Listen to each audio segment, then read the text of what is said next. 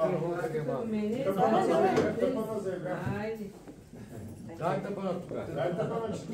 гледайте се.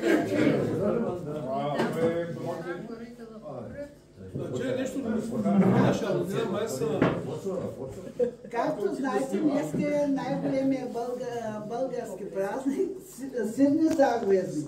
Или да се вземе прошка, който през годината е сгрешил.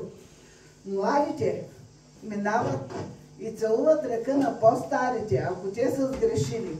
Вечерта всички се събират на трапезата, като на трапезата трябва да има само млечни продукти, като сирене, кисело мляко, баница, питка, тиквеник, такива неща. Вечерта се събира родата и вечерят. Обаче най-нетърпеливи биват децата. Те чакат хранкането, което се прави от бяла халва, завързана на точилката червен конец. Конеца за какво? Конеца е за здраве. И предлагаме... Но това трябва тук и момите да се включат. Да се включат, да се пелят. Да, момите да... Децата сядат на трапезата, слагат ръчичките отзад и започва въртенето по халвата да се върти по часовниковата стрелка. Който пръв захапи халвата, той през цялата година ще бъде здрав и силен. Ай сега да видим кой ще захапи халвата. Да минете един по-към.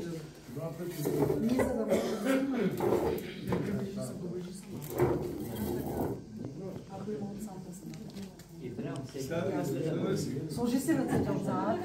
Така, ръчички отзад. Как да така? Айди!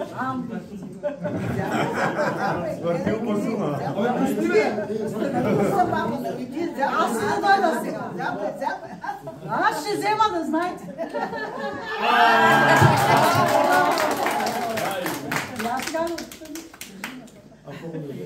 Сега ще вържем яйцето. Пак да видим кой ще захапи първи яйцето.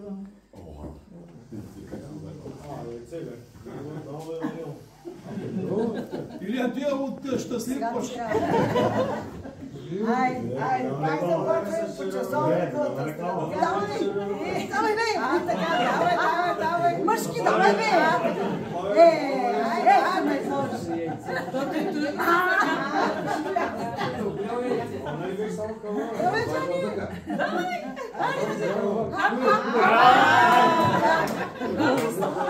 Захапи силно. Да ти го снимал, бе!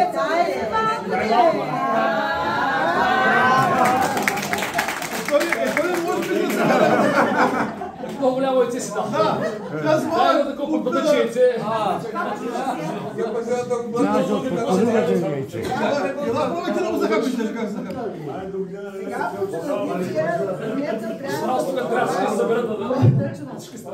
Сега по традиция конеца трябва да се запали. Колкото по-нагоре пламъка отива, това означава, че годината ще бъде много плодородна. Запалите там много. Нищо ще не там после шеца. Ще се сетите да се вземете. Това не е за пълка. Той е след.